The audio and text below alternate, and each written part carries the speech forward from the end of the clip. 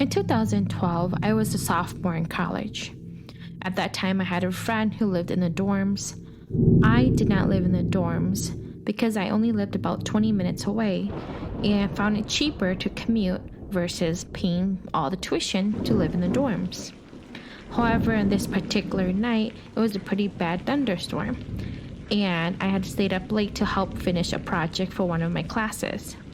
My friend, who was also in the same group as me, told me I could stay in his dorm because his roommate was usually gone. Since the storm was pretty bad and we still had a few pieces of the project to put together, I accepted his offer and roomed with him that night.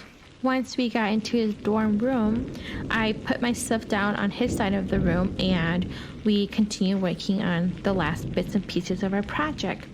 It must have been about 2 o'clock in the morning before we finished, and he told me I could sleep on his roommate's bed because his roommate wasn't going to come back tonight.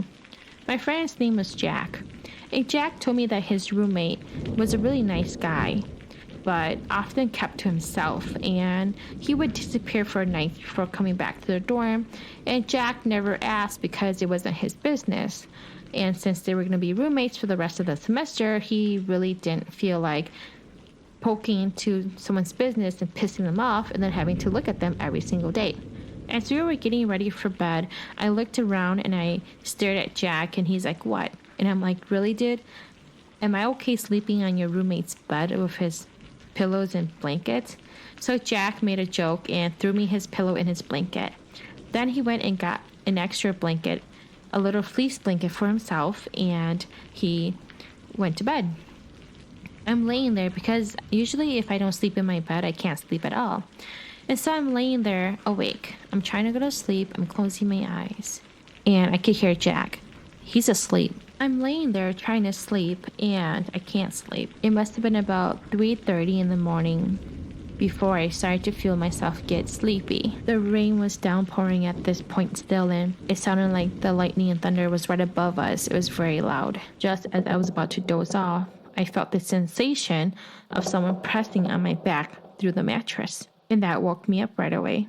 So I sat up and I felt the mattress and I couldn't feel anything. I'm thinking maybe the spring moved or something like that. So I lay back down, and about 5 minutes later, the same thing happened again, but now towards my hip.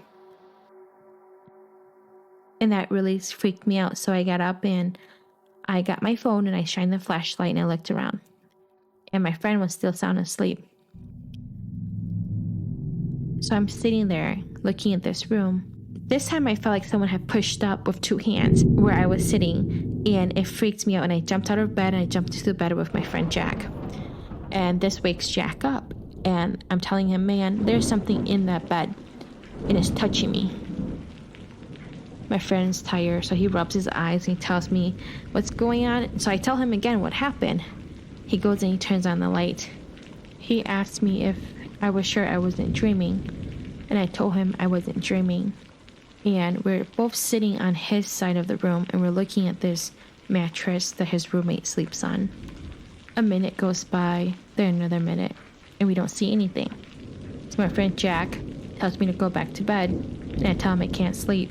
So he tells me to sleep in his bed and he'll go sleep in the roommate's bed. So we swap. In the dark, I could see the lightning through his little tiny windows, and I'm thinking to myself, there's no way I'm going to get any sleep here tonight.